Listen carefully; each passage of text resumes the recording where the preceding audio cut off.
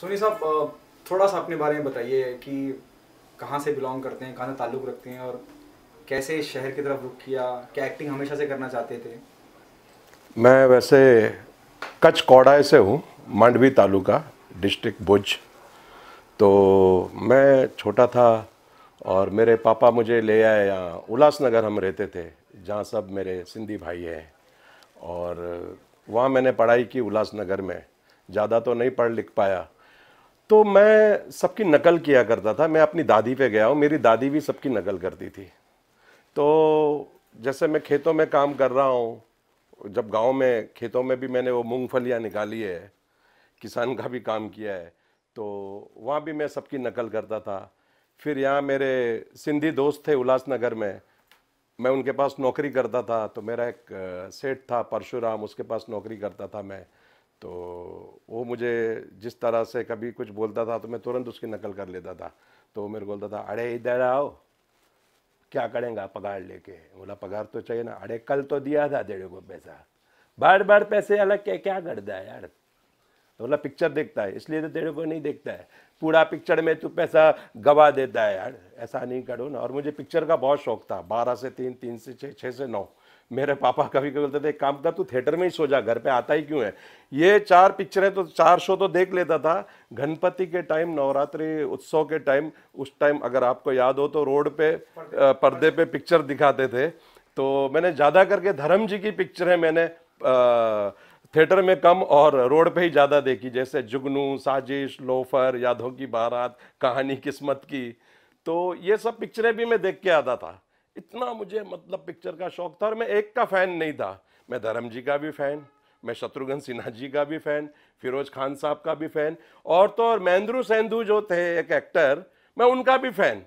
उनका मैं चालू मेरा नाम, 5 कैदी, मेरा वचन, गीता की कसम, मतलब मैं ए ग्रेड हो, बी ग्रेड हो, सी ग्रेड की फिल्म हो, वो मैं नहीं देखता था। बस मुझे फिल्म देखना है। और उस टाइम जो खटमल काटते थे, अगर कोई सो भी जाए तो वो खटमल ऐसा काट के बोलता था, उठ जा अच्छा सीन आया है, उठ जा।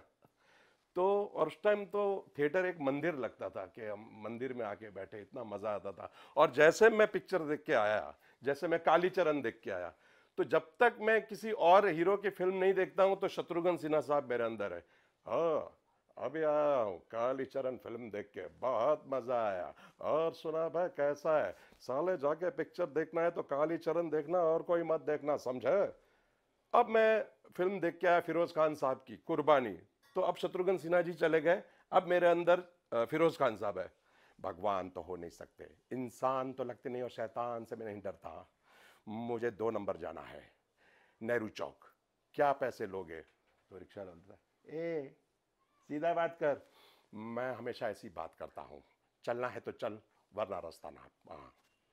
अब मैं विनोद खन्ना जी की मूवी देख के आया, तो फिर फिरोज खान साहब गायब हो गए, विनोद खन्ना साहब आ गए।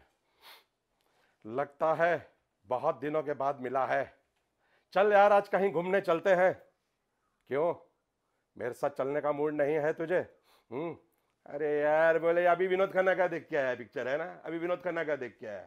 तो ये सब एक्टर मेरे अंदर घुसते घुसते, अब प्रेम चोपड़ा जी तो हर मूवी में रहते थे।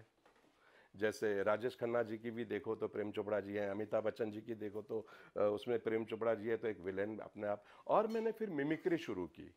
मैंने एक जॉनी भाई, जॉनी लीवर भाई का एक शो देखा था, होप 86। वो हुआ था, मुझे याद नहीं है, लेकिन टाउन में वो शो हुआ था, बड़े बड़े फिल्म स्टार आए थे। तब जॉनी भाई की जब एंट्री हुई, सब फिल्म स्टार थे, दिग्गज फिल्म स्टार थे। मैं बोला ये क्या चीज़ है, ये एक्टरों की आवाज़ और जॉनी भाई ने जो आइटम किया, बोला ये करूँगा यार, इसमें बड़ा अच्छा रिस्पॉन्स मिल रहा है। तो मैंने भी फिर उल्लासनगर में जाके वो शो देखा।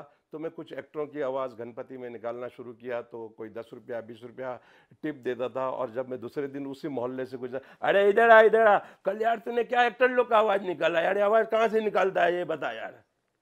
मुंह से निकालता हूँ यार, और कहाँ से निकालता हूँ? अरे यार क्या बात है, मेरे को तो पता ही नहीं था तू इतना आवाज़ निकालता है सबका। जाना बम्बई में जाओ, स्ट्रगल करो यार, इधर क्या है। लोगों ने मुझे उकसाया उल्लासनगर से मुंबई आने के लिए। फिर मैं आया, फिर मैंने वहाँ भी कुछ रिकॉर्ड डांस पार्टियों में मैं डांस करता था, जीतू साहब का नैनों में सपना, एक बेचारा, वारिश के गाने पे। हिम्मत के गाने पे डस गई, और बाद में रॉकी मूवी आई तो मैं संजय दत्त का भी डांस करने लगा पूरा।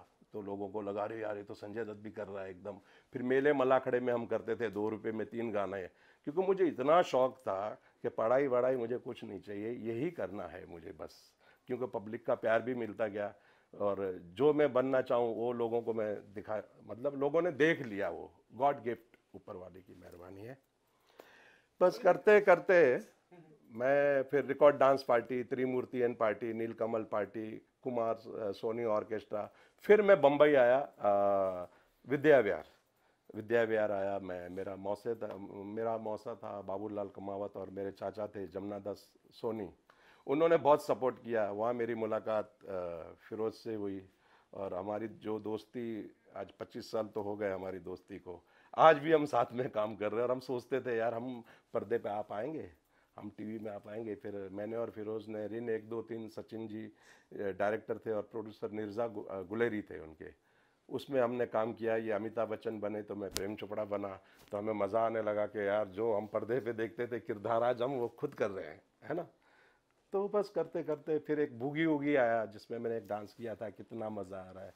तो प्रेम चोपड़ा जी ने वो मेरा प्रोग्राम देखा, अपने घर पे बुलाया मुझे, और उन्होंने भी काफ़ी प्यार दिया, और आज भी इतना ही प्यार करते हैं। उन्होंने एक मुझे मूवी दिलाई, द फील्ड इंग्लिश मूवी, उनमें उस मूवी में मैंने प्रेम चोपड़ा जी की जवानी का रोल किया है। खैर प्रेम चोपड़ा जी तो आज भी जवान ही है। उसके बाद जैसे आपने बहुत कुछ बता दिया सोनी जी, लेकिन आपके लिए दुनिया कब बदली? जैसे आपने कहा कि आप विद्या विहार आए, फिरोज भाई से मुलाकात हुई, आपका संघर्ष रहा। पहला बड़ा ब्रेक कौन सा मिला जिसने आपको पहचान दी? सचिन जी का आपने बताया, उसके बाद क्या? पहचान तो मुझे बूगी वूगी से मिल गई थी। मेरे स्टेज शो शुरू हो गए थे, अच्छी पेमेंट मिलने लग गई थी। बूगी वूगी इतना बड़ा शो था उस टाइम। और फिर मैं कलाकार ऑर्केस्ट्रा, यहाँ के जो junior Mahmood night, Johnny whisky, बड़े बड़े बैनर थे ये तब, तो उनमें मैं काम करता था, और मुझे बड़ा मज़ा आने लगा कि चलो अभी तो और बड़े बड़े बैनर आने लग गए, उस टाइम नाम था उनका।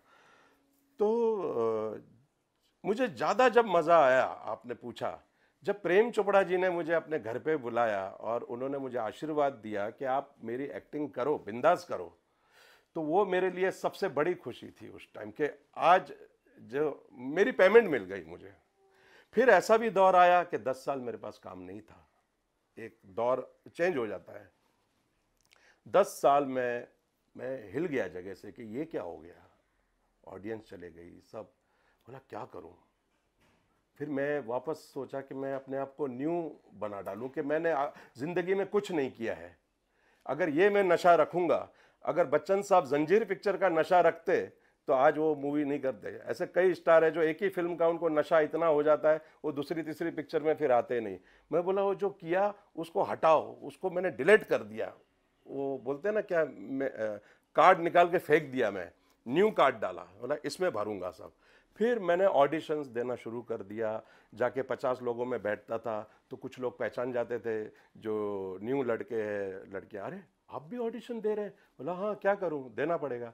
ऑडिशन देते देते मुझे फिर 1 2 ऐड मिली, फिर मैंने सावधान इंडिया, कॉर्डरेट, ये सब किया, तारक मेहता का उल्टा चश्मा। फिर मैंने एक दिन शशांक जी को फ़ोन किया तो शशांक जी ने बोला ठीक है मैं बुलाता हूँ, भाभी जी घर पर है।